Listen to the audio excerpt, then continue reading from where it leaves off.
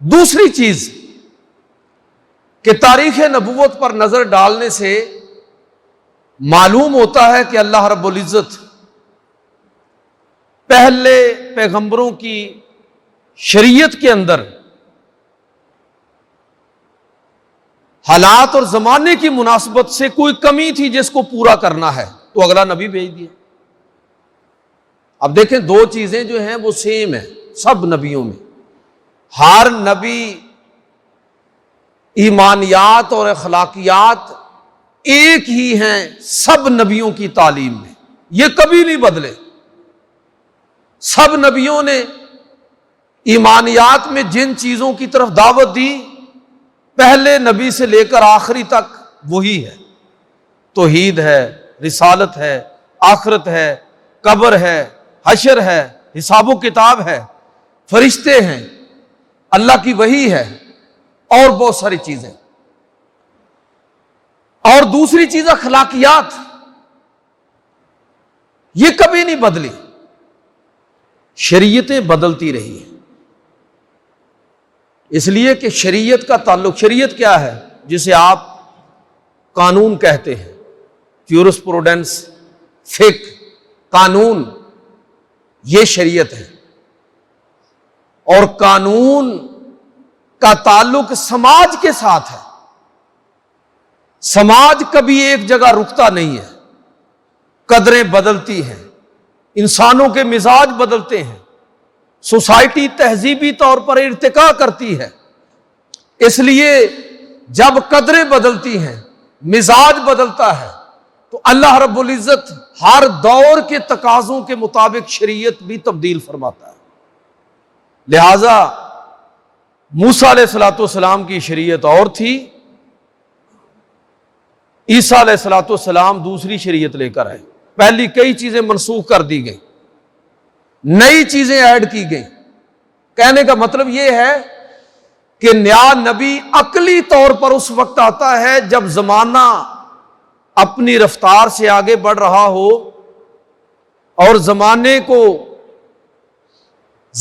کو ضرورت ہو نئے قوانین کی، نئے اصولوں کی، تو اللہ رب العزت اور نبی بھیجتا ہے تاکہ نئی شریعت نئے حالات کے مطابق۔ اگرچہ ہمارے بہت سارے لوگ عجیب و غریب بات کرتے ہیں نافہمی یا کم فہمی کی وجہ سے کہ 14 صدیاں پہلے نازل ہونے والا دین آج کے سماج اور معاشرے کا ساتھ نہیں دے سکتا۔ یہ اصل میں قرآن و سنت پر عدم تدبر کا نتیجہ ہے، اس لیے کہ یہی تو سب سے بڑا کمال ہے اس شریعت کا کہ محمد عربی صلی اللہ علیہ وسلم پر جو شریعت نازل ہوئی اس کو آپ 3 حصوں میں تقسیم کر سکتے ہیں۔ کچھ باتیں ایسی ہیں جو حتمی اور آخری ہیں، اس میں کوئی تبدیلی نہیں ہو سکتی۔ بہت ساری مثالیں آپ کے ذہن میں آ سکتی ہیں، مثلا وراثت کا قانون ہے، حتمی طور پر بیان کر دیا۔ عبادات کی بات کریں تو حتمی طور پر بتا دیا کہ یہ چیزیں عبادت ہیں۔ بہت سارے احکام اور مسائل ایسے نازل کر دیے کہ وہ آخری ہیں، حتمی ہیں۔ بہت ساری چیزوں کو حرام کر دیا، کوئی اب ان کو حلال نہیں کر سکتا۔ لیکن اس کے ساتھ ساتھ کئی چیزیں آپ ایسی دیکھیں گے، اور یہی اس شریعت کے قیامت تک بقا کی دلیل ہے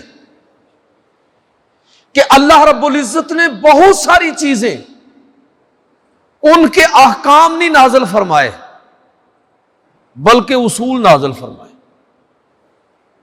کہ یہ اصول ہیں، آپ ان اصولوں کے مطابق اپنے اپنے دور اور اپنے اپنے دور کے تقاضوں کے مطابق جس طرح چاہے اصول یہی رہیں گے، اصول تبدیل نہیں ہوں گے، لیکن ان کی امپلیمنٹیشن آپ اپنے اپنے دور کے تقاضوں کے مطابق کر سکتے ہیں۔ یہ سادہ سمجھنے کے لیے صرف ایک مثال دیتا ہوں کہ مسلمانوں کا خلیفہ اصول کیا ہے؟ مشاورت اصول ہے، لیکن مشاورت کیسے ہوگی یہ نہیں بتایا۔ وہ ایسے مشاورت بھی ہو سکتی ہے جس طرح ابو بکر صدیق رضی اللہ تعالیٰ عنہ کو مشاورت سے سقیفہ بنی سعدہ کے اندر خلیفہ بنایا گیا۔ یہ اصول اس طرح بھی برتا جا سکتا ہے کہ تنہا ابو بکر صدیق لوگوں سے مشاورت کر رہے ہیں،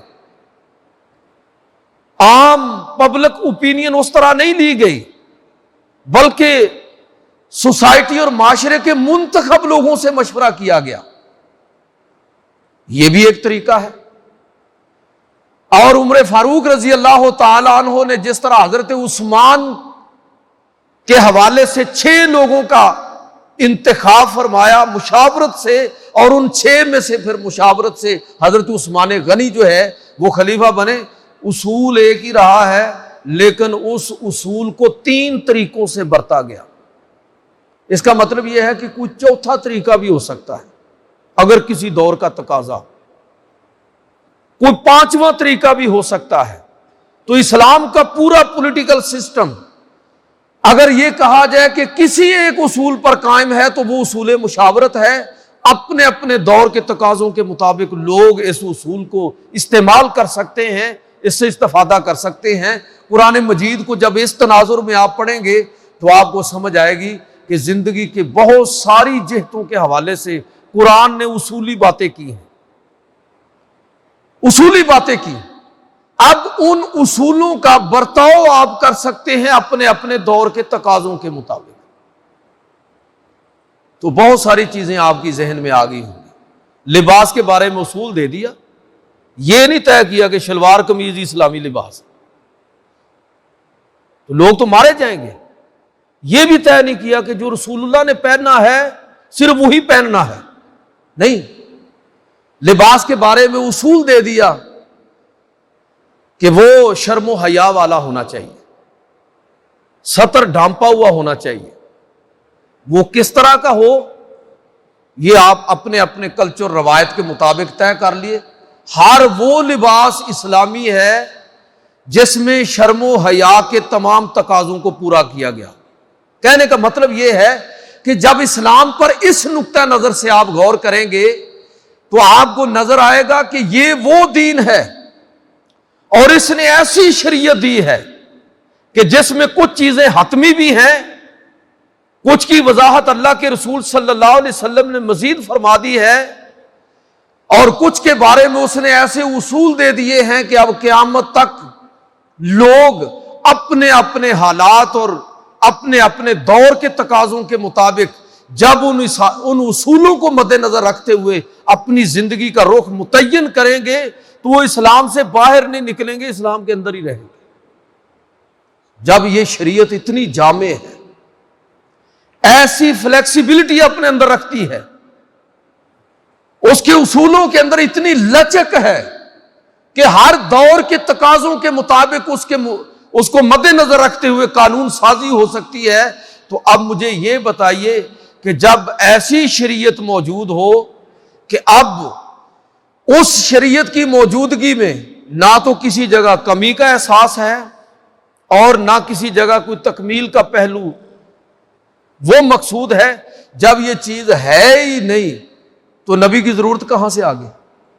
لہذا عقلی طور پر یہ بات ہمیں سمجھ آتی ہے کہ اللہ رب العزت پیغمبروں کو اس وقت بھیجتا ہے جب پہلے نبی کی شریعت میں کوئی ایسی کمی ہو کہ بعد والے نبی کے ذریعے اس کو پورا کیا جائے۔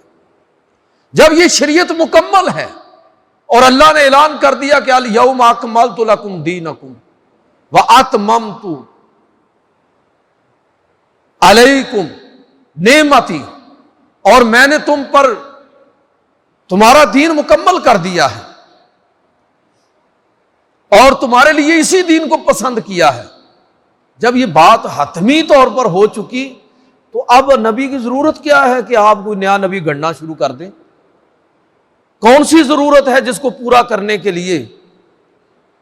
لہذا اس مکمل شریعت کی موجودگی میں اگر کوئی شخص نبوت کا دعویٰ کرے تو عقل یہ کہتی ہے کہ ایسا دعویٰ کرنے والا بے عقل ہے اور اس کے پیچھے لگنے والے لوگ بھی عقل سے پیدل ہیں، گمراہ ہیں، ہدایت کے مستحق ہیں، لازم ہے کہ قوم ان کی ہدایت کے لیے اپنی ذمہ داری کو پورا کرے۔